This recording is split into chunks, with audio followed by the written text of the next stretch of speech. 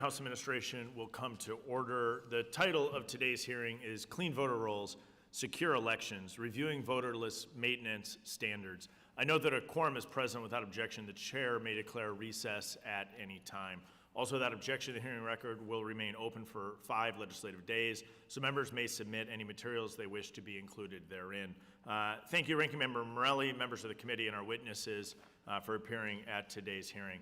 Today, the Committee on House Administrations continues our oversight of federal elections. Voter list maintenance is crucial to election integrity. List maintenance adds new voters to rolls and also removes ineligible voters, such as deceased, relocated, or duplicate registrants. Inaccurate voter rolls can open the door to election fraud and can hinder public confidence in our elections. In the current world of mail-in voting, live ballots can be sent based on inaccurate or out-of-date information. That's a risk. How do you mitigate that risk? For example, California has universal vote by mail, meaning they send every single registered voter in a state a ballot, regardless of whether or not it was requested, which shows the significance of making sure the voter rolls are accurate. And it means that a live ballot can be sent to a resident's former address if the voter rolls were not properly updated. That would be a live ballot. It would be illegal for someone to vote that besides the eligible voter, but it would be difficult to determine that after that ballot would be illegally cast. But the responsibility of maintaining voter lists is largely fulfilled by states. In addition to state-specific regulations, federal laws, such as the National Voter Registration Act, or the NVRA, includes voter list maintenance requirements. As is currently written, the NVRA arguably has a low standard for compliance, a standard we're going to discuss today. So because of this, if states choose, they can largely avoid properly maintaining their voter rolls. Litigation has shown that judges consider minimal maintenance compliant with federal law. Lawsuits have alleged that states are failing to timely and effectively maintain their voter rolls. This year, the Department of Justice filed a statement of interest asserting a federal government's interest in effective enforcement of the NVRA against Illinois. The DOJ there alleged that 34 counties in the state failed to disclose any data that would show Illinois conducted, the state of Illinois failed to disclose any data that would show Illinois conducts voter list maintenance. Representative Mary Miller, I have a hunch, will have questions about that. The lack of transparency in voter list maintenance undermines both legal compliance and voter confidence. In addition to legal compliance, we will discuss today where states are obtaining data for proper voter list maintenance. States need access to accurate and timely data to effectively maintain their voter lists. Accurate data can be exchanged between states and the federal governments. Some states, such as Virginia, have entered into MOUs with neighboring states to exchange voter data. This type of information allows states to determine whether a voter is registered in another state and if they're removed upon registering in their new state. Also, as chairman of the Committee on House Administration, I've worked to ensure that only U.S. citizens are voting in U.S. elections. It's critical that states are utilizing federal citizenship verification resources that are available to them. The U.S. Citizenship and Immigration Services recently announced enhancements to their citizenship verification system. The updated system allows states and local governments to access federal databases to verify voters' citizenship. In conclusion, list maintenance requires efficient, effective, and accurate access to data, as well as thorough and routine updates. Proper voter list maintenance protects the security of our elections. And I want to thank our witnesses for being here today, and I look forward to our discussion. I'll now recognize the ranking member, Mr. Morelli, for 5 minutes for the purpose of giving his opening statement. Good morning. I thank you, Chairman Stile, and thank you certainly to our witnesses for being here this morning. For over 200 years, our republic has marched towards a fuller, freer system of governance, expanding access to the ballot for more and more Americans. But as we've seen time and time again, and the topic of today's hearing clearly indicates House Republicans seem to want to retreat from that important promise. States controlled by Republicans have recently engaged in systematic illegal voter purges. A Republican candidate in North Carolina sought to disenfranchise tens of thousands of voters because he didn't like the outcome of the election. And this hearing comes on the heels of last week's news that the Department of Justice under Donald Trump is seeking voter registration lists of several states representing data on millions of Americans ahead of the 2026 midterms.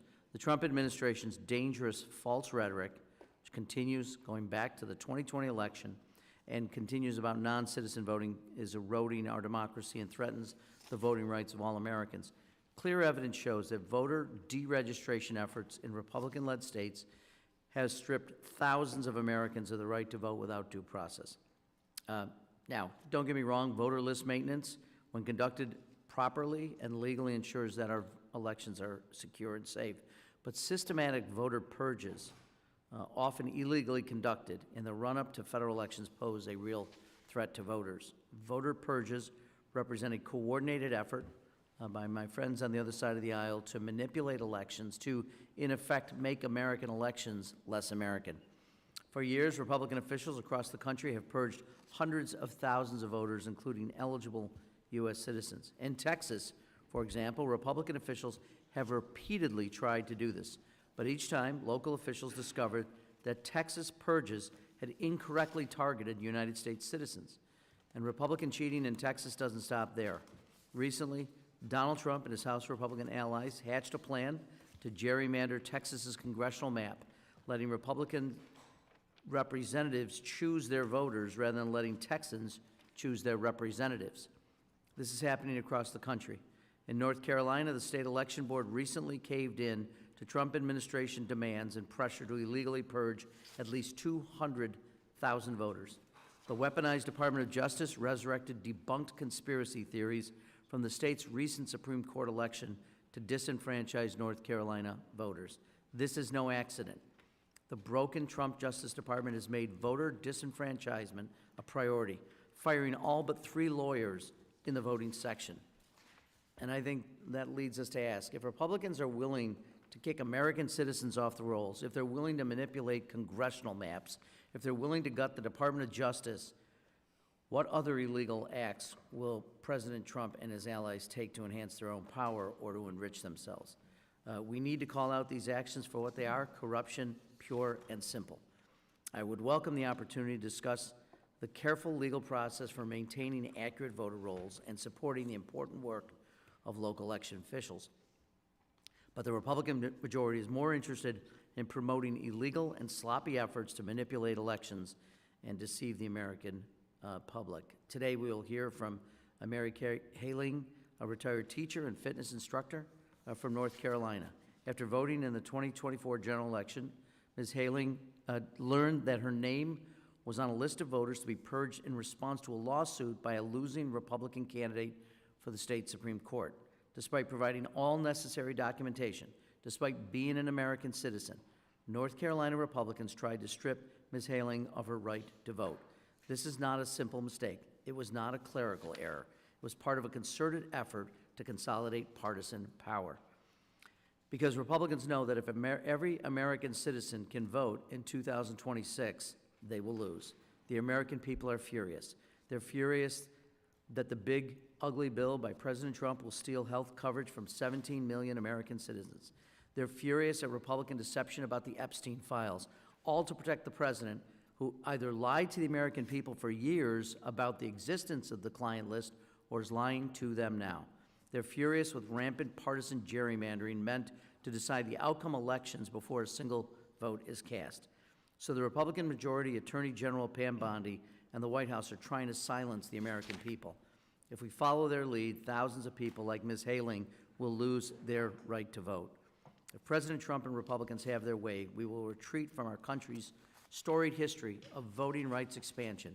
We will no longer have, in the words of President Lincoln, a government of the people, by the people, and for the people. We cannot sit idly by and let that happen. And with that, I will yield back. The gentleman yields back without objection. All other members' opening statements will be made part of the hearing record if they're submitted to the committee clerk by 5 p.m. today. Today we have a one-witness panel. First, we have Christian Adams, who's president and general counsel of the Public Interest Legal Foundation. Next, we have Justin Reamer, who is President and CEO of Restoring Integrity and Trust in Elections and partner at First Street Law. And finally, we have Mary Kay Haling, a voter in the state of North Carolina. We appreciate all of you being here with us today, and we look forward to your testimony. I'll now recognize you, Mr. Adams, for 5 minutes for the purpose of giving your opening statement. Thank you, Chairman Stile, Ranking Member Morelli, members of the committee. Thank you for the invitation to testify. Here's a question Congress might ponder. What does Section 8 of the National Voter Registration Act mean when it requires that states must, quote, conduct a general program that makes a reasonable effort to remove the names of ineligible voters from the official lists of eligible voters, unquote. According to federal courts, unfortunately, now it means next to nothing. That isn't what Congress intended in 1993. Courts have unfortunately interpreted the language passed by this Congress to find the mere existence of a list maintenance program is what matters, not the program's effectiveness. Panels of the Sixth Circuit and the 11th Circuit Court of Appeals reached these conclusions. In Florida, Broward County allowed non-citizens to vote and deferred the removal of ineligible registrants for years out of sheer incompetence. The list maintenance requirements in the NVRA are gutted, particularly now in the 6th and 11th.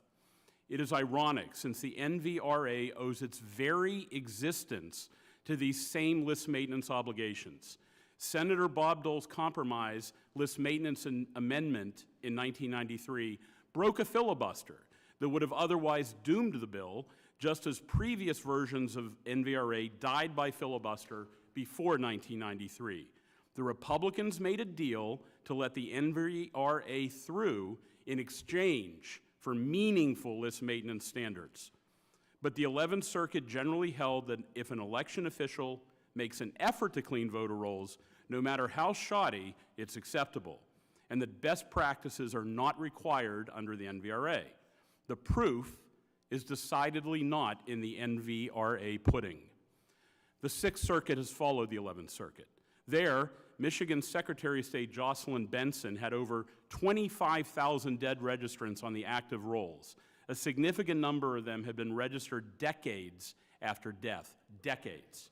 In litigation, however, the Sixth Circuit interpreted the language that Congress passed requiring a reasonable effort to mean this, quote, a program that makes a rational and sensible attempt to remove dead registrants. A state need not, however, go to extravagant or excessive lengths in creating and maintaining such a program, unquote. Notice the court never says successful or effective. Results don't matter. The proof is not in the pudding. I do not believe this is what Congress intended. I do not believe Republicans would have dropped their filibuster with this limp maintenance standard, a mere rational attempt. Michigan Secretary of State Jocelyn Benson gets an A for effort from the court, but she deserved an F for outcome. Tens of thousands of dead registrants on active rolls, never mind if someone's registered multiple times, never mind if a registration record is missing the date of birth. None of this matters under these court rulings, only whether a state makes a rational effort. Results don't matter. This standard is not what the Republicans dropped a filibuster for in 1993. Congress can fix this. Many of the problems with American voter rolls occur at the point of registration, often by third-party groups. The voter may never know their record is botched because they can still vote. But then something changes. They move. They change their name. They get married. And the process creates a duplicate registration because the original mistake impairs a record match. It can even be triplicate. I've seen duplications reach 6 active registrations for a single voter in Allegheny County, Pennsylvania, Rashawn Slade. You can see all of his simultaneous registrations in the appendix to my written testimony. Some news. In Maine, we just found roughly 18,000 apparently deceased registrants, nearly 1,500 examples of intrastate duplicates, another 900 examples of interstate duplicates. The Public Interest Legal Foundation issued a detailed finding on this report on this data this month. Ironically, Maine passed a statute to fine the Public Interest Legal Foundation if we spoke about what we found on the voter rolls, including to you in Congress. The First Circuit struck down these speech penalties in a case that we brought under the NVRA. Ranking Member Morelli, even in New York, you find people that I describe in my written testimony registered multiple times, including one record we have right here. That means you're mailing extra campaign literature. You're wasting money on your campaign because of the state of the voter rolls. Finally, one way to improve list maintenance is for states to use commercial credit data to clean voter rolls, and I'm happy to answer your questions. Thank you. Thank you. The gentleman yields back. I now recognize Mr. Reamer for 5 minutes. Thank you, Chairman and committee members. This is a critically important topic and one that I've worked on extensively as a Virginia election official and as a lawyer for groups like Restoring Integrity and Trust in Elections, who are dedicated to ensuring robust list maintenance practices. I will share 3 concerns. 1, how the NVRA inhibits list maintenance. 2, failures I've seen at the state level. And finally, the erosion of a consensus on the need for clean voter rolls. The NVRA undermines its stated purpose of protecting election integrity and maintaining accurate and current voter rolls. It imposes too low a floor by setting a lax, reasonable effort standard states must meet to remove ineligible voters, and a ceiling on removals that is unduly restrictive. First, the floor.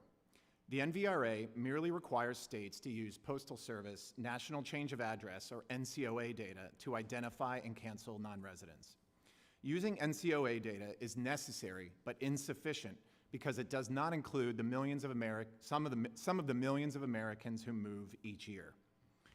The NVRA does not require identifying non-residents by using undeliverable election mail, such as registration cards and mail ballots, or for states to exchange voter registration data with one another. The NVRA also sets a restrictive ceiling on list maintenance by limiting cancellation of non-residents to 2 methods: when a voter requests removal or after officials initiate a cumbersome confirmation mailing process and then wait through 2 federal general elections. Relatively few voters request cancellation. Nearly 70% of confirmation notices mailed to non-resident voters go unreturned, which means officials cancel most through the mail confirmation process. We should encourage more direct voter cancellations.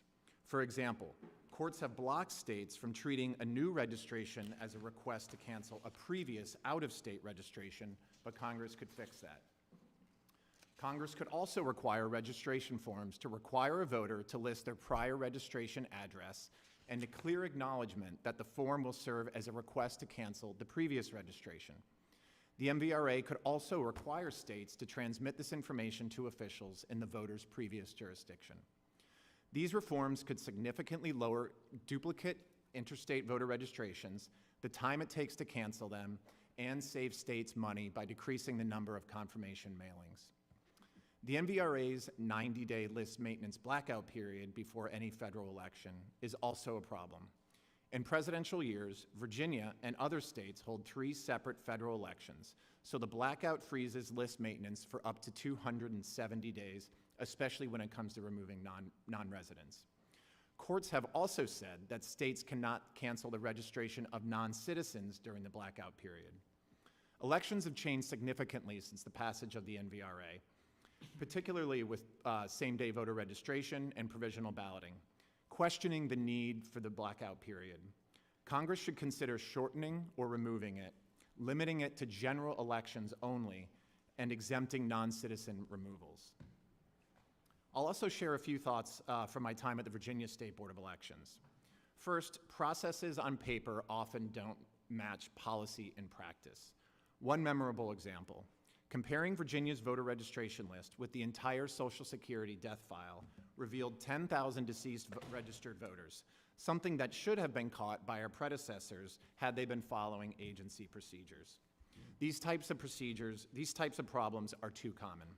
A recent audit in Maryland revealed the state health department's refusal to provide complete death records to state election officials, citing an unexplained agency policy. Neither side accepted blame. This mirrors my experience with agencies like the DMV, who are interested in doing little more than the minimum to assist state list maintenance efforts. Bureaucratic siloing and finger-pointing are all too common, and it's easy for officials with competing priorities to run list maintenance procedures on autopilot without realizing they're broken. These are just a few examples. Even though the NVRA requires it, states resist publicly disclosing list maintenance records, making it harder to uncover more problems. But we know they exist because counties across the country have implausibly high voter registration rates. Finally, it should be clear that only eligible voters belong on the voter rolls, but that consensus may be fading. Take a Montana law that Wright helped defend that prohibits registered voters from keeping an out-of-state registration. The law was imperfect, but its goal of preventing duplicate registrations was sound. Yet progressive groups sued, arguing that there are a myriad of reasons for keeping multiple registrations, such as convenience and flexibility. When we can't agree on who should be voting and that only residents should be voting, it really calls into question whether we can find bipartisan consensus on list maintenance. Gentleman yields back. Ms. Haling is recognized for 5 minutes. Good morning. Thank you, Mr. Chairman and Mr. Ranking Member and the rest of the committee for giving me the opportunity to testify today.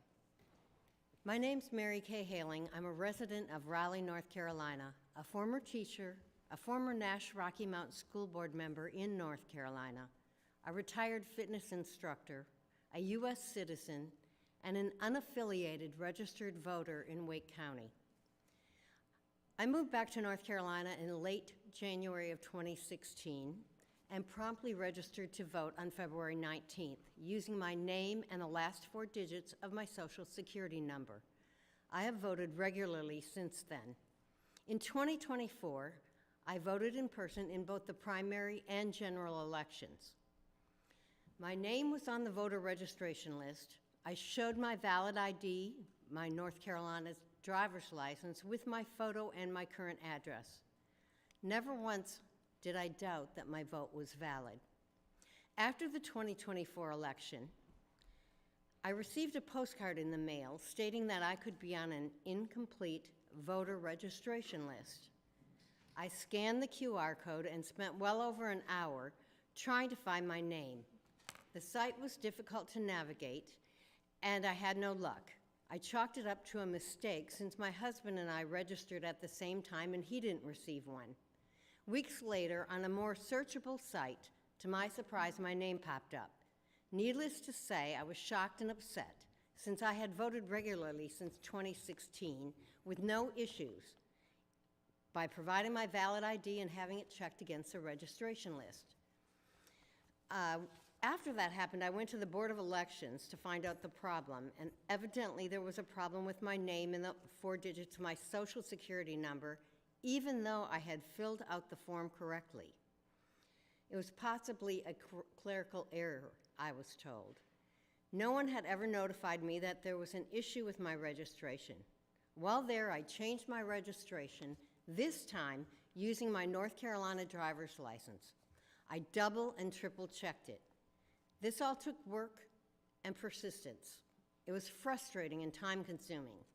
Hopefully it is correct this time, but can I be sure? I thought it was the first time. How does anyone know their vote is safe? Once the Griffin case was settled, my vote was counted. Phew, this ordeal was over, or so I thought. I was then made aware of the U.S. versus North Carolina Board of Elections case. Here we go again. Only this time, over 200,000 registered voters in North Carolina are having their registrations challenged as incomplete, be it missing North Carolina driver's license numbers or the last 4 digits of their Social Security number. I understand that my name is on that list. I was born in Wisconsin in a family that discussed politics around the kitchen table. It was stressed the importance of voting. Voting is not just a privilege or a right, it's a responsibility, your civic duty. My vote is important. It is my voice in how our city, our county, our state, and our nation is governed. I'm here to represent all those North Carolinians whose voter registrations are being challenged. Will all 200,000 plus voters be contacted? Or will they find out next time they vote and can only receive a provisional ballot? How will you ever be able to contact that many people? How many will fall through the cracks? If contacted, will they be able to navigate a system that isn't always easy? Some may not have computer access or savvy, or transportation to the Board of Elections office. Others may get frustrated and give up, because believe me, it has been a long and frustrating ordeal. When you go to vote and your name is on the registration list, you show your valid ID, which has your photo and your current address. You should feel confident that your civic duty has been completed and your voice has been heard. There are voters like me who followed the rules, provided all the information election officials asked for when they registered to vote. Is it fair to make them go through this frustration? I don't believe so. This process is threatening the voices of North Carolina voters and fracturing confidence in the government. Please do not remove the voices of registered North Carolina voters, and I thank you for your time. The gentlewoman yields back. Appreciate your testimony. I'll now recognize myself for the purpose of questioning our witnesses. I want to start with you, Mr. Adams, if I can. I think one of the questions is, what is the federal standard and what is the role of the federal government in making sure that states are maintaining their voter rolls? And so if we go back and look at Section 8 of the NVRA, states are required to, quote, conduct a general program with reasonable effort, end quote, for voter list maintenance. And then the question would be, how does the courts interpreted reasonable effort? Can you give us a little color as to what is reasonable effort according to the judiciary? Well, that's a terrific question because as it stands right now, it just means make an effort. You got a participation trophy, right? If you do something, you succeed. But look what Congress passed after a reasonable effort. In the language of the statute, it says to remove. There's actually an action verb, isn't there? It's not just make an effort, it's actually have to do something. And I think that's what the courts have improperly focused on. And is it true in a court that, in a case that you were involved in litigating, the court came back and said that the reasonable effort is such a low standard that as long as one deceased voter is removed from the rolls, they've met their Section 8 obligations? I think it's worse than that. As long as you have a program and you're doing anything, you satisfied what Congress tried to do. So what should the standard be, knowing that the courts have effectively gutted out what I view as a reasonable standard? From a general program, should be something more specific.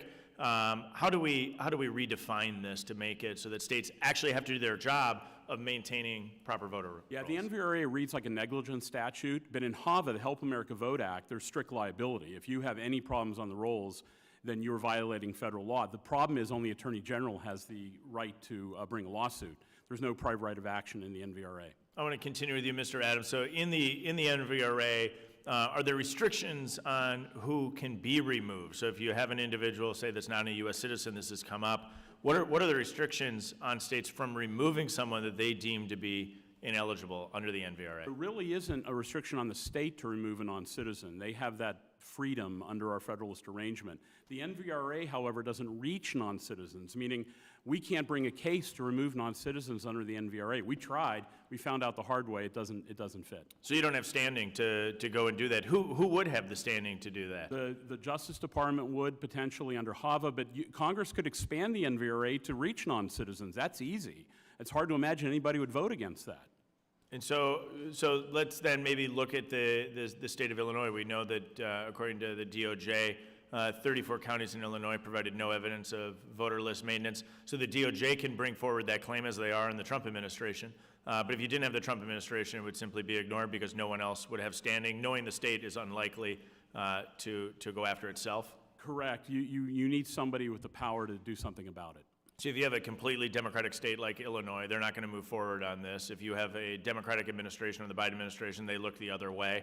We could get into a gerrymandering discussion with my colleague who was referenced in the opening statement. You want to look at a casebook study, I'd recommend looking at the congressional lines of Illinois, led by a fully Democratic operation, but that's not the point of the hearing today.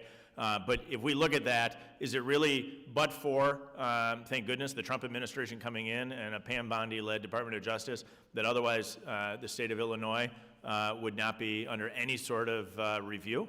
Or make it the state of Michigan. That's the real-world example where the Secretary of State there has done nothing for a long time. Well, we chatted with her in this exact hearing room not that long ago, specifically about the poor voter list maintenance in the state of Michigan. But you bring up a good point. In what scenario can a state remove a voter who has moved? Well, that's a tough one, and Mr. Reamer talked about a bit. The NVRA has hurdles, statutory hurdles that they have to go through, like waiting, and it's all based on this technology from 1993, like the postman, right? And so the postman is given the power to keep our rolls clean or not, and really there's technology out there that this Congress could address. So let me jump over to you, Mr. Reamer, if I can, in my time left. How about public access to voter rolls? In the state of Wisconsin, public access is available. Is public access available in Virginia or the other 49 states around the country? Yes, Chairman. It's available in every state that's covered by the NVRA. And I know Mr. Adams. Are there restrictions on people obtaining access to those voter rolls? States impose restrictions that the NVRA prohibits. What would be an example of that? Not disclosing records concerning their basic list maintenance activities. They put walls up, they delay, they try to charge you more. All of these things, and the NVRA was designed to allow the public to audit state list maintenance activities. That was absolutely contemplated when the law was passed, but states just put up barriers. And I think what we see is time and again, states failing to do their job as Congress directed in the NVRA. We see courts weakening the standards of the NVRA, and I think it's absolutely imperative that we improve the process in which voter list maintenance is occurring. Cognizant of the time, I will yield back, and I will recognize the ranking member, Mr. Morelli, for 5 minutes for his questions. Thank you, Mr. Chair. I want to again thank the witnesses for being here. Ms. Haling, you traveled all the way from Raleigh to be here with us today, which I appreciate, and also appreciate the perspective you bring to this, and want to thank you for your dedication to your commitment to voting. A lot of people would have simply walked away from this, and I think fighting for as hard as you have for the right to vote and your perseverance.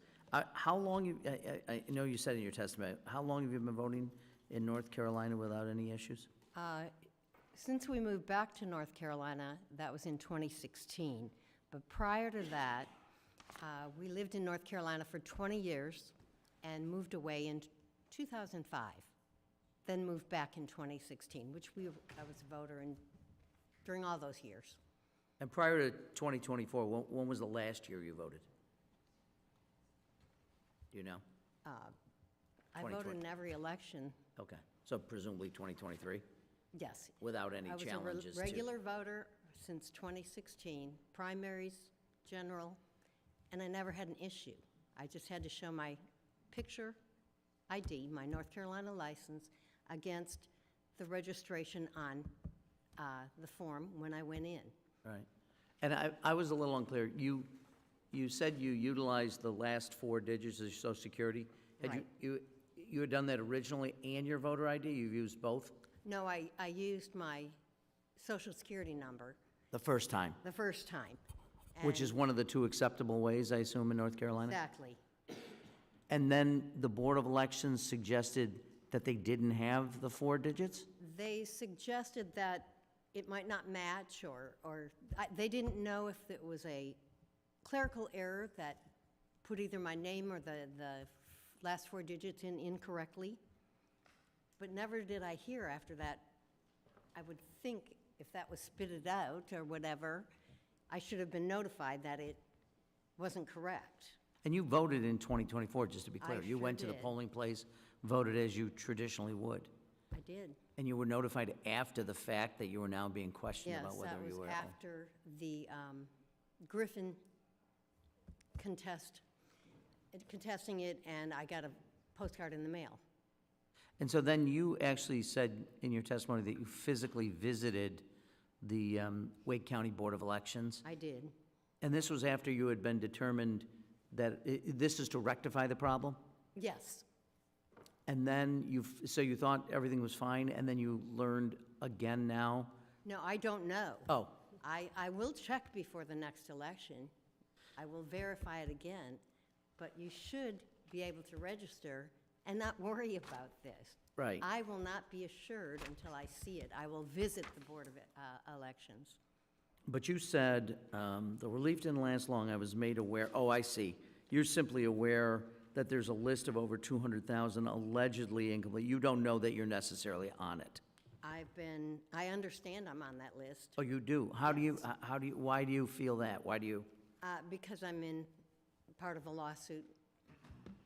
So and how do you know that? I've been told it. I Oh, don't- you have been? Yeah, By I've the been Board of told that I'm Elections on or that by, list. but who shared that with you? I'm not sure at this point. Okay. I So- just know that I understand I'm on that list. Got it.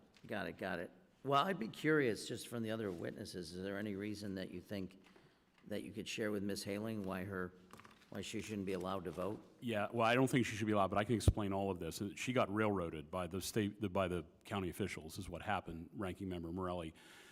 When you passed HAVA in 2002, HAVA requires all registrants to have a unique identifying number. That's congressional statute. It's not complicated. What happened was North Carolina screwed up. When she registered in 2016, I think she said, in North Carolina, she gave them her number as required by HAVA, and they didn't put it into her record. That's what happened here. It's a typical incompetence. But she's now gone through and rectified it, and now she's still on a list of 200,000 voters are being challenged. I mean, Well, that litigation's over with. She's no longer being challenged. What's happened now is the United States has filed a lawsuit to get North Carolina in compliance with HAVA by going and harvesting those numbers for future elections. It's a classic example of a screw-up by an election official hurting a voter, and that's what happened here. And yet, your testimony is that you feel you are part of the 200,000 folks. So you're still concerned that your vote may not count. You're clearly a U.S. citizen. Not only that I'm part of it, but there are 200,000 plus more that are going to have to go through what I did. Yeah, and I would just, as I yield back, Mr. Chair, I think there are a number of things we could do, including providing resources, which I don't think is anticipated here, and I don't know how we do this important work without providing resources to local state boards of election. With that, I'll yield back, Chair. Thank you, Ranking Member Morelli. And thank you to our witnesses for appearing here today. When I served as the Secretary of State of Florida, one of my core responsibilities was to work with local election officials to ensure voter rolls were accurate and up to date. Voter list maintenance is a critical part of ensuring election accuracy and building public confidence in our elections process. This is not and should never be a partisan issue. Maintaining accurate and reliable voter rolls is fundamental to election security and public trust.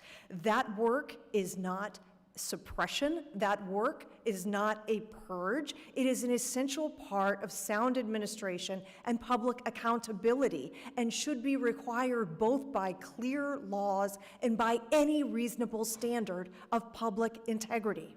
As members of this committee, we have a responsibility to ensure that every state is using clear, consistent standards to maintain their roles, and we should be promoting transparency, supporting data sharing tools, and removing barriers that prevent states from performing these essential duties. I was so pleased to see that President Trump's executive order on preserving and protecting the integrity of American elections supports these goals, including expanding access to tools like the SAVE database, which helps identify voters who may no longer or may not be eligible. So I thank you all for bringing with you today ideas and testimony that relate to how we can support election officials in doing that better. Mr. Reamer, I would like to return to your testimony about the NVRA and the 90-day blackout periods. I think that's an important thing for us to understand as we consider the way that law is written today and how it might be better. So you mentioned the blackout periods, and now there are different types of removals, are there not, that some of which are affected by blackout periods, some aren't. Would you please elaborate for us on what the law is now and how it could be improved? Absolutely. So the blackout period applies to systemic list maintenance that takes place within 90 days of any federal election as it relates to voters who have moved, and some courts have interpreted it to apply to removing non-citizens and other ineligible voters as well. It does not apply to removing deceased, and it does not apply to removing some other types of ineligible voters.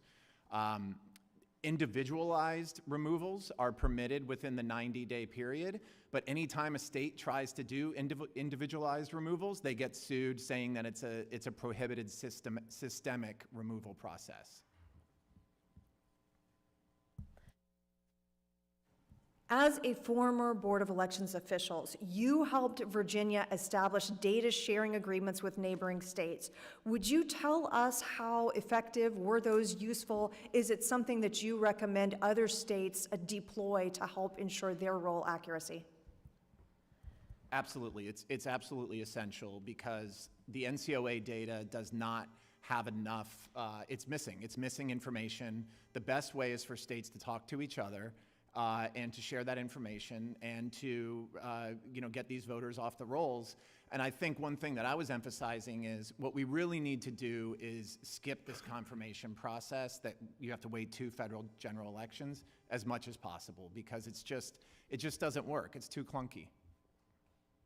And Mr. Adams, I'd like to return to you. One of the things you mentioned in your testimony was the third-party voter registration groups and the effect that they have on contributing in some places to inaccuracy or duplicate registrations. Would you elaborate on what those groups are, how they work, and how they affect this problem? Right. These are the people with clipboards at community events or at the grocery store. And what we have found over and over and over again, the problems on the voter rolls are often traced back to third-party registrations, whether it's Rashawn Slade, which I would urge you to look in my written testimony in the appendix. He was getting registered to vote 6 times by third-party groups. Same with non-citizens in North Carolina.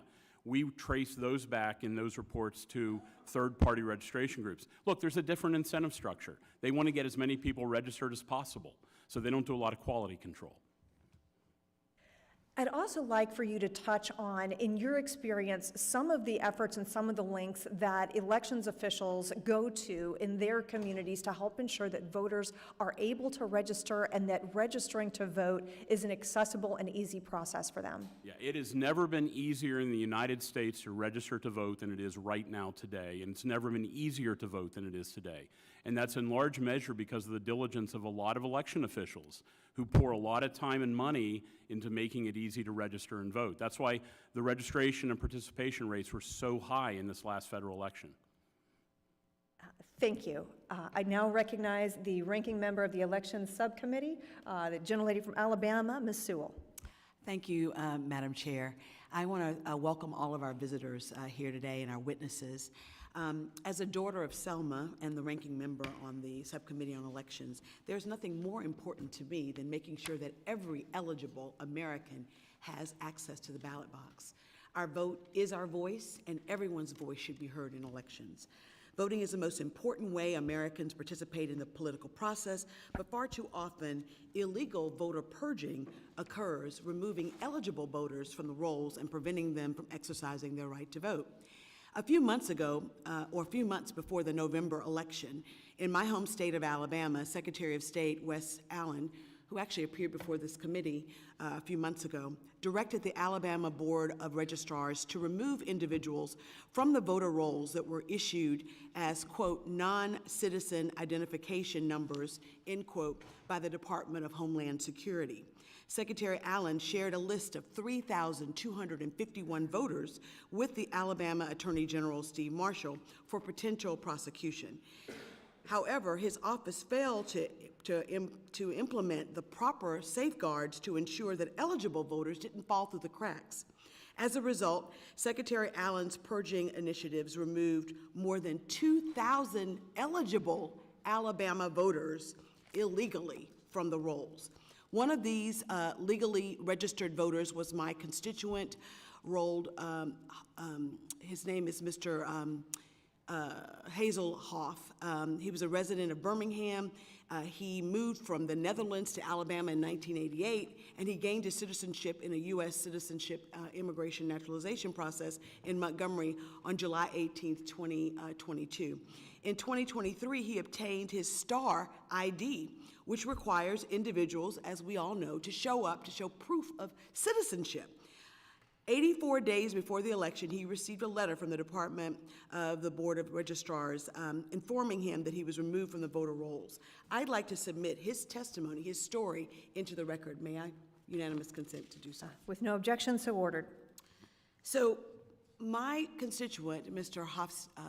Hazelhoff, who actually is an American nationalized citizen, was denied the opportunity to vote, and he had to prove, even though he had already submitted his star ID, that he was actually a citizen, and he showed that proof.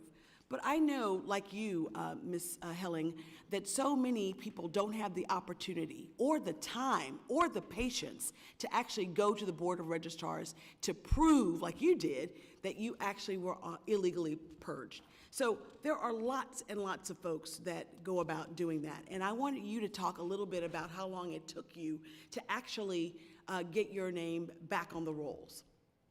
And and the second part of that question is, are you assured that in future elections that you will actually not be on such an illegal purged roll? Well, when I received that postcard, I scanned the QR code. It was very difficult to follow because you could only do it on your phone. And I spent well over an hour trying to find my name. There was no easy way. You couldn't pull up your name and look for it. You just had to look. And after all that time, I said, oh, heck, my husband and I registered together. This has to be a mistake. Was your husband's roll, he was not purged from the roll, but you were, even though you all registered the same day? Unchallenged, yes. Even though we registered at the same time. So it took that time, and then I kind of didn't worry about it until I saw another search engine, and all of a sudden there was my name. Whoa, what happened? So I had to think about it, and I thought, no, I've got to go fix this, which is a drive. The Board of Elections used to be right downtown. It's now further out of the city. So I did get there. The point is that you took more than reasonable efforts to go about getting your name back on the rolls. That's how I grew And, up. Madam Chair, I agree with you that election integrity is a bipartisan issue. I think no one benefits when people are illegally purged from the voter rolls. One must maintain a voter list, and every effort should be made to make sure that the people on that voter list are legitimately not supposed to be. And therein lies the rub. So, Ms. Helling, could you talk a little bit about what you think your advice would be to us to make sure that there's a balance, that we have a proper balance between maintaining rolls and making sure that we're not using it as a weapon to purge and to cause voter suppression? And I understand the importance of voters being registered, but when we were registered and we gave all the information that was asked of us, and we provided that with our photo ID, with our current address, should we not be able to continue to vote? And why would we take 200,000 plus people? And that's just in North Carolina. Go through this.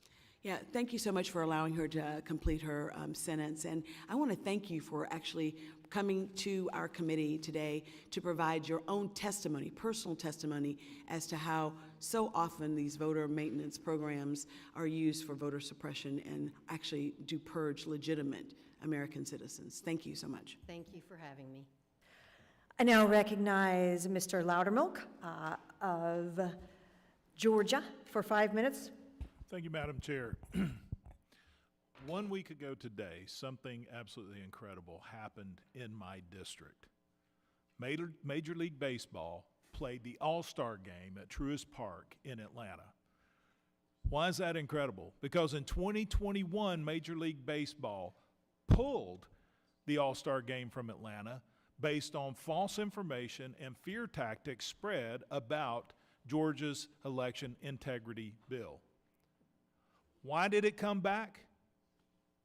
Georgia's election integrity bill is still the law today as it was in 2021. Why? Because all the fear-mongering turned out to be inaccurate. In fact, in the 2024 election, record number of minorities voted early. Why? Because exactly what we said that bill would do would make it easier to vote and harder to cheat. This is an illustration of how misinformation and fear tactics hurt the majority of people who should be able to vote. Every time someone is, and part of the election integrity bill was to clean up voter rolls. I remember back growing up in Georgia, there was a joke about a politician who would go into the local cemetery to practice his campaign stump speeches. And he would go to one side of the cemetery and practice, and he would go to another side, and somebody asked him, so why do you walk all around the cemetery speaking? He said, because the people on that side of the graveyard have just as enough right to vote for me as the people on this side of the graveyard. I mean, that was a running joke, but it was based on reality. That disenfranchises people who should be able to vote and should have influence in elections.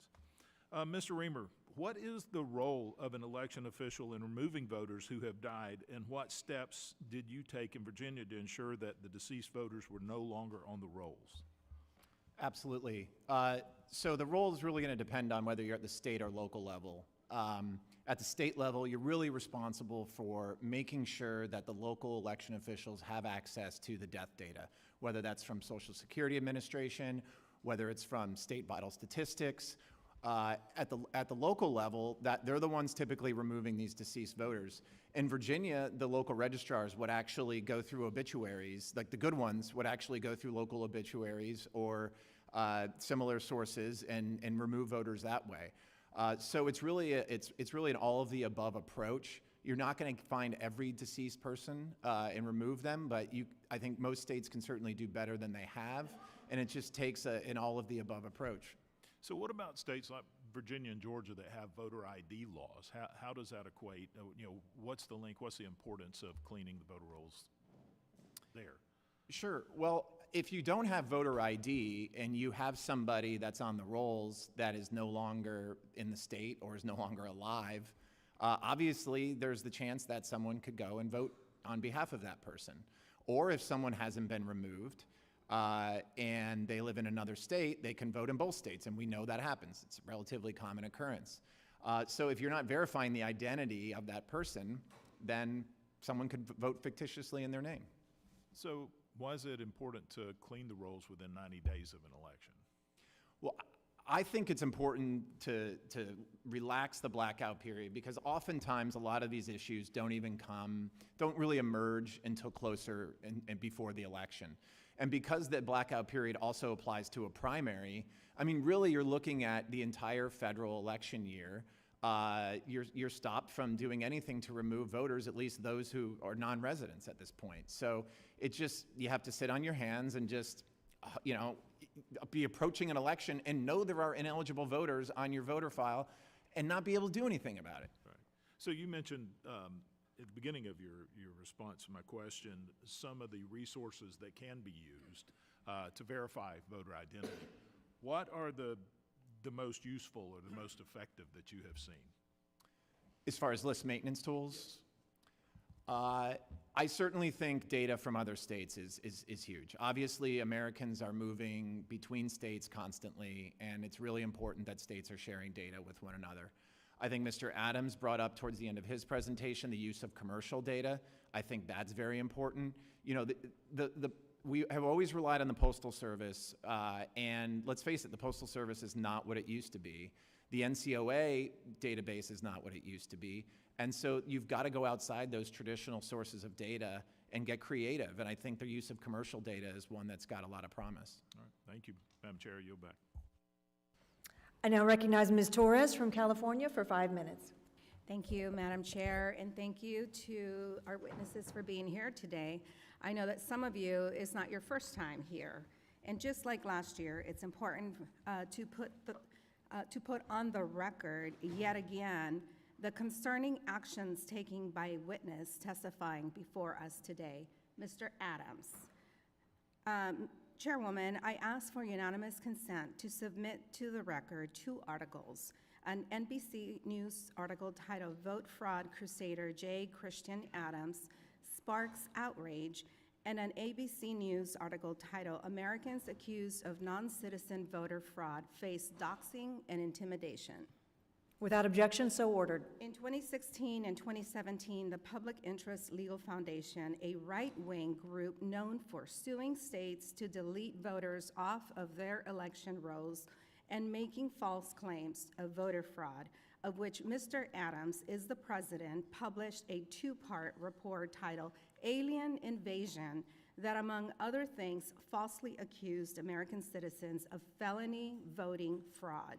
Additionally, Mr. Adams' organization shamefully published the names, addresses, phone numbers, and in some cases, social security numbers of those he falsely accused, doxing law-abiding American citizens and threatening their privacy and security for the simple act of choosing their representatives. And as a result, a group of Virginia voters sued the organization, forcing Mr. Adams and his organization to apologize in the settlement. Chairwoman, I ask unanimous consent to submit an article from Law and Crime titled Former Trump Voting Commission Official Forced to Apologize for Falsely Accusing People of Voter Fraud.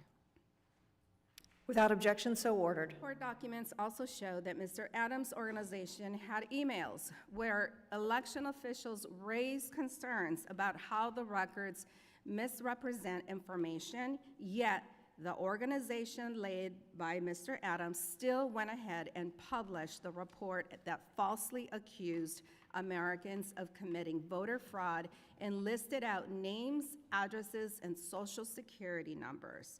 These reckless actions and the ones before make it clear to me that Mr. Adams and some of the Republican witnesses here today are not here to ensure that our elections run fairly, but rather to make sure that elections favor one party, the Republican Party.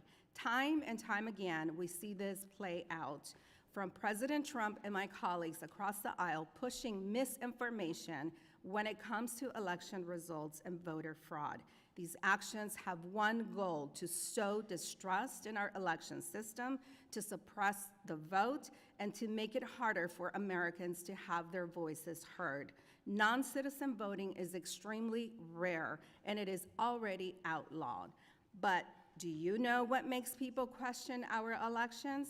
It isn't how the voter rolls are administered. It is President Trump, organizations run by those like Mr. Adams, and the Republican Party pushing lies after lies after lies about voter fraud and election results.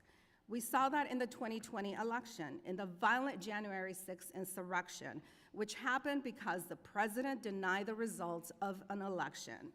We're seeing it this year again, where Republicans tried to throw out 60,000 votes to overturn the North Carolina Supreme Court race they lost. It took nearly half a year for the Republican candidate to concede. They forced many eligible American voters like Ms. Haling, who is testifying here today, to jump through hoop after hoop to make sure her vote was counted. After the results didn't go their way, the Trump weaponized DOJ sued North Carolina, and now Ms. Haling and 200,000 people in her state are at risk of not being able to vote. And last month, they sued Orange County, California, over voter records. It is not a surprise that these are all areas that had competitive elections. This is happening while Trump is forcing Texas Republicans to redraw congressional maps so that he can try to maintain power and steal another election.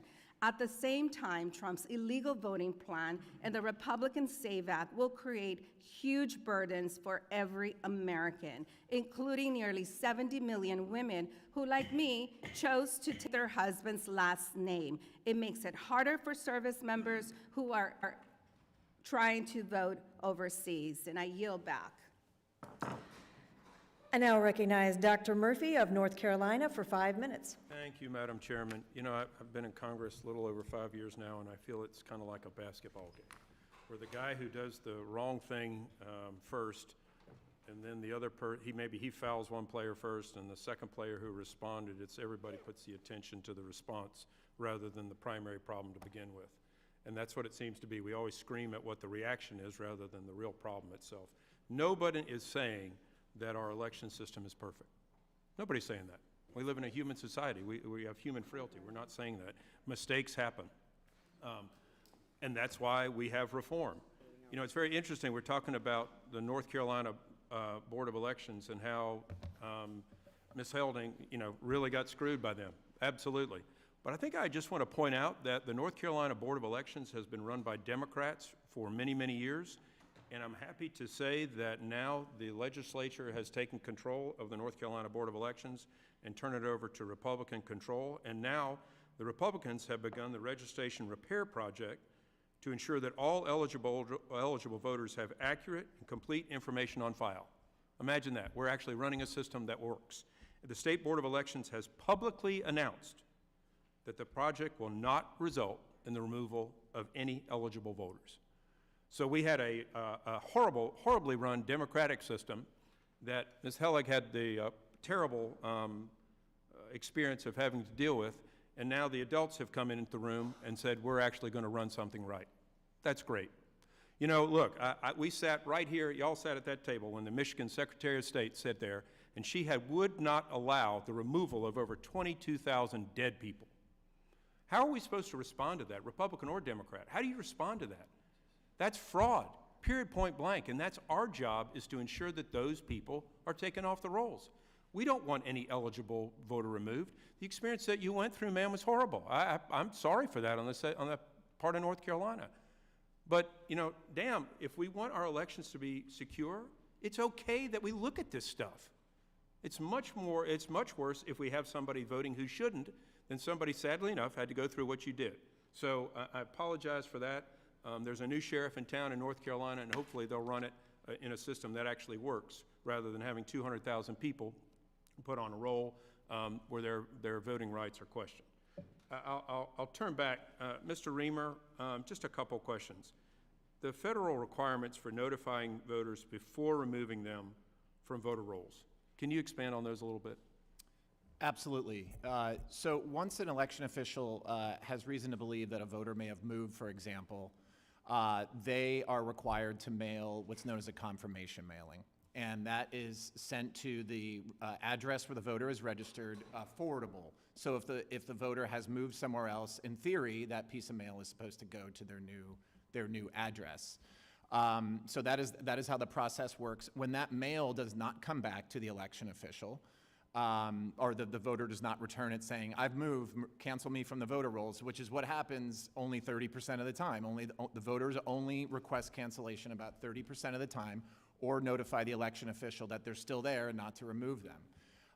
And what happens is those election officials, unless they hear from the voter, they have to wait for up to 4 years until they can remove that individual from the voter rolls. Yes, I mean, it just, you know, I had a former colleague, anesthesiologist, who we were in the operating room talking one day, and he was livid because he went to vote and someone had voted in his place. So to say this stuff doesn't occur is absolutely wrong. And then I've had patients who said, yes, I got mailed 5 ballots to my house. But so to want to clean up this system is not wrong. It's not wrong. It is absolutely the right thing to do. I'm baffled that people want to fight that. One other question.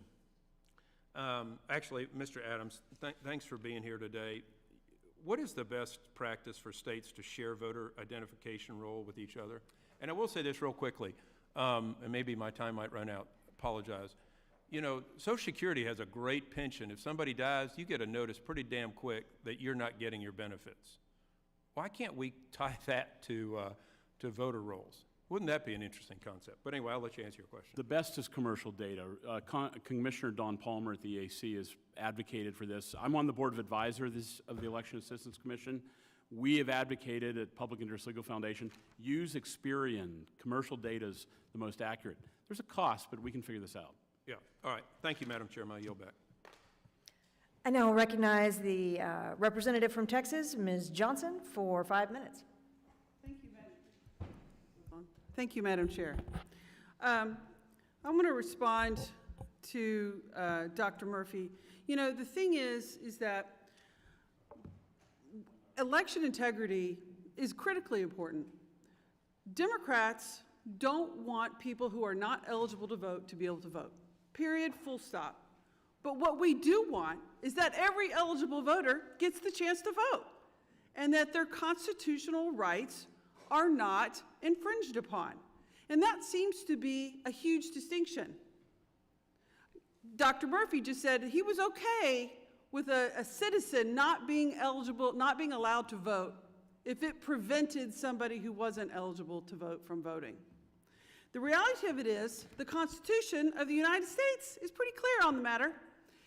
I have my little pocket handy-dandy Constitution. The right of citizens of the United States to vote shall not be denied or abridged by the United States or by any state, period. And Ms. Helling, your constitutional rights to vote were abridged by the state of North Carolina, weren't they? They were. And that is unacceptable in this country. I don't want dead people voting. I don't want people who are non-citizens or not eligible to vote to be able to vote any more than anybody else does. But I damn sure want eligible citizens to be able to cast their ballot. And so the problem is, Madam Chair, and in this hearing, we're not talking about the ways to improve the system to make sure that we have inviolate guardrails in place to keep citizens from being prevented to vote. And in Texas, Republicans have controlled Texas now for almost 30 years.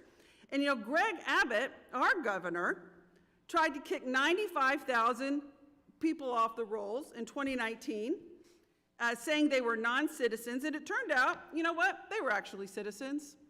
They were people who had been naturalized, who had gotten the permission to swear their oath to the Constitution, pay their taxes, were United States citizens, and they tried to deny them the right to vote. It took a lawsuit to reinstate them. That's not acceptable in this country. That's not preserving election integrity. Greg Abbott also tried to kick 1.1 million voters off the voter rolls in Texas, saying there was all kinds of fraud. Now, granted, he administers the Secretary of State's office to allow these unauthorized people to vote that he supposedly now is saying, oh, we shouldn't have voting. And again, that was proven that it was full of legal U.S. citizens to cast their right to vote. There's all sorts of things we could talk about. Online registration. If every state had online registration, you could go in, update your registration, and it would update it. You wouldn't have all these duplicate entries. But you know what? Texas doesn't let online voter registration. To your point, Mr. Adams, human error. They don't allow the computer to work for you. Everything has to be done manually in our state because they make it hard to vote. Texas is the hardest state to vote in. I believe somebody said that, I think one of you said, the United States is the easiest country to vote. I beg to differ. And at least in my state, you can't register online. You can't register the same day. You have to print a ballot. You know how many young people don't even have access to a printer? And then you have to mail it and stamp it. They can't even figure out their way to get to a post office. It's no wonder why young people aren't voting. We make it hard for people to register to vote. If we wanted it to be easy, everything would be able to be done online. We pay our taxes online. We do everything else online.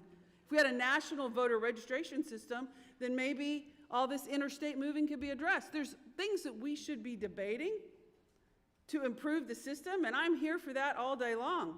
But what I am not going to tolerate is this notion that we should deny citizens the right to vote like you had, like what we're seeing in Texas, like what we saw in Georgia, like what we're seeing in states throughout this country under the name of cleaning a list. Because we're not ensuring the inviolate protection of citizens to cast their right to vote, as the Constitution requires. I wish, the frustration, I am sick and tired of this insinuation that Democrats don't care about election integrity. That is false. But what we do care about is making sure that people aren't disproportionately targeted because of their color of their skin, their naturalized citizenship status, or anything of the matter. Mr. Chairman, I ask unanimous consent to enter into the record an article from the Brennan Center for Justice titled Homeland Security SAVE Program Exacerbates Risks to Voters. Without objection, the gentleman's time has expired. The gentleman from Ohio, Mr. Carey, is recognized for 5 minutes. I want to thank the chairman. I want to thank the ranking member. I do have some questions, but I want to use a little point of personal privilege. In Ohio, we have 2 Democrats and we have 2 Republicans that serve on our Board of Elections. And we lost one of the great ones. She was on the opposing side of me, 72 years old, found out she had a brain cancer and just passed away. So Kimberly was somebody that I got to know when I first got elected. But I just wanted to take this opportunity to read the comments that our Republican board chairman said about Kim. He told the Columbus Dispatch that he was very saddened and that she was a very decent person. For many years, he said he served with Kim, but she was always a loyal Democrat. She was first and foremost a loyal public servant. So I just wanted to say that in memory of her today. You know, the maintenance for voter lists is critical, ensuring secure, fair elections across our nation. Read with interest all your testimony. Accurate voter rolls drive down administrative cost, prevent fraud, and reassure the general public that the voting process is trustworthy. And to safeguard these vital processes, the federal government previously took action by enacting the National Voter Registration Act and the Help America Vote Act. Now, I want to highlight some of the things that our Secretary, Frank LaRose from Ohio, has done. In Columbus, the Secretary and his team annually audit the statewide voter registration database, frequently monitoring for voter inactivity, and reviews voting history from other states to identify double voters. Additionally, efforts by county boards of elections include regularly updating rolls to check for changes in addresses, possibly deceased voters, and the removal of duplicate registration. So, to ensure the transparency for Ohioans, the statewide voter registration database is actually posted weekly on the Secretary of State's website, and the public can view the daily voter registration snapshots to see which registrations were added, updated, or removed. So, Mr. Adams, I know there's a lot of information here, but why is transparency when conducting voter list maintenance important? Well, that's what Congress put into the NVRA so we can look. And we brought cases. We won a case in the First Circuit Court of Appeals for transparency. We just have a case in the Fourth Circuit on appeal where we beat South Carolina because they actually don't let anyone look at the rolls unless you're a registered voter, which totally violates the NVRA. Without transparency, you can't know what's going on, and that's why it's so important. So let me ask you, do the jurisdictional differences in list maintenance practices ever become troublesome when looking at efforts from a legal standpoint? Oh my gosh, there's a huge gulf between what states are doing. Some very innovative secretaries of state, for example yours, are using data sets that they wouldn't even think of in other states. So there's wide differences across the country in what they do. Now, I know what our Secretary of State would say if I asked him this question, but I'm going to ask you. Should more states adopt Ohio's method of voter roll maintenance? Well, I can name Michigan ought to start. There's the top list. Yeah. But there's other states that desperately should get up to Ohio standards that aren't even close. New York. Look, New York has enormous numbers of people without Social Security numbers or the HAVA mandated number in their database. And that's why I said the ranking member is going to have to mail campaign material wasting money because the voter rolls are messed up over a simple error. Well, I want to thank you. I want to thank all the witnesses for traveling here. And with that, Mr. Chairman, I'll yield back. The gentleman yields back. The gentlewoman from Illinois is recognized for 5 minutes. Thank you, Mr. Chairman, for holding this hearing today on the critical issue of maintaining the integrity of our voter rolls, or in the case of Illinois, restoring the integrity of our voter rolls. Ensuring that voter rolls are accurate and contain only eligible voters is essential to the public's confidence in our elections. For far too long, states like Illinois have failed to uphold the law and carry out their responsibilities under the National Voter Registration Act. I was pleased to see that the Department of Justice recently filed a statement of interest in Judicial Watch's lawsuit against the Illinois State Board of Elections. As noted in Judicial Watch's lawsuit, Illinois has refused to develop a statewide program for voter roll maintenance. In fact, the DOJ intervention in Illinois found, according to the 2022 Election Administration Voting Survey conducted by the Election Assistance Commission, unbelievably, 34 jurisdictions in Illinois simply failed to report any data regarding list maintenance removals under the National Voter Registration Act. 19 of these 34 counties failed to report any data regarding registrants removed due to death, meaning no one died in 19 counties. Do we believe that? And then, obviously, we're keeping these people on the voter rolls. In 23 Illinois counties, fewer than 100 registrations were canceled during a 2-year period out of almost 1 million registrations, which Judicial Watch notes is an absurdly small number and demonstrates Illinois' lack of commitment to maintain clean voter rolls under the NVRA. As this committee is well aware, Illinois has a history of voting irregularities, and I appreciate the opportunity to highlight this important issue today. So, Mr. Adams, what is required under the reasonable effort standard for voter list maintenance? Well, almost nothing, and that's what, in my written testimony, you'll find the Sixth Circuit Court of Appeals ruled if you have a program, it's good enough. It doesn't matter if the proof is in the pudding, it doesn't matter if it's effective. One thing Congress might do on the data that you just talked about, Congressman Miller, is when I was at the Justice Department, I brought the case of United States versus Alabama, and I brought the case of United States versus Vermont. And those two states were not reporting the data that you were just talking about, but it's only for UOCAVA voters, for military voters. There's no obligation in the statute to report those data for regular voters. Congress just left out regular voters when they did the NVRA for the EVE survey. That's what you're referring to, it's EVE, the Election Assistance Commission. You might extend that to the entire survey, that states have to do that. It's optional. They don't have to report any data unless it's a military voter. Well, that's why we're having this hearing, to highlight this and to make changes. So, Mr. Reamer, as a former Virginia State Board of Elections official, how do election officials traditionally prescribe regulations to conduct voter list maintenance? Absolutely.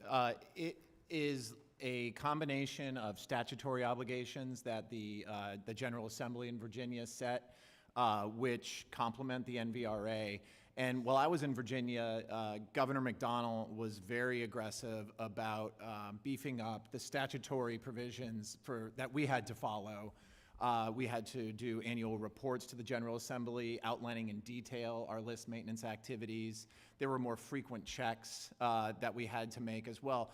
The issue I brought up about finding the 10,000 dead voters on our voter rolls that had been there for so long, that's something that should have been caught, but no one had ever gone back and say, let's take a look at the entire death file and compare it against the voter registration list. Everyone just assumed that these periodic comparisons were catching all the dead voters, but they weren't. And for some reason, we had this large pile of them on there. So these are all things that were enshrined in the law that we had to follow. And I think a lot of states could use more statutes and more regulations, just being more prescriptive in what they need to do. So how often did the state direct appropriate departments or officials to remove ineligible voter registrants? As frequently as possible. As frequently as possible. We made a major cancellation leading up to the 2013 general election, promptly got sued. We got sued several times on list maintenance issues because of how aggressive we were in the state.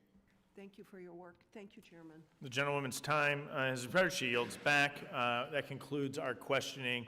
I'd like to thank our witnesses for appearing before us today. Members of the committee may have some additional questions for you, and we ask that you please respond to those questions in writing. Without objection, each member will have 5 legislative days to assert additional material into the record or revise and extend their remark. There being no further business, I thank the members for their participation. Without objection, the committee stands adjourned.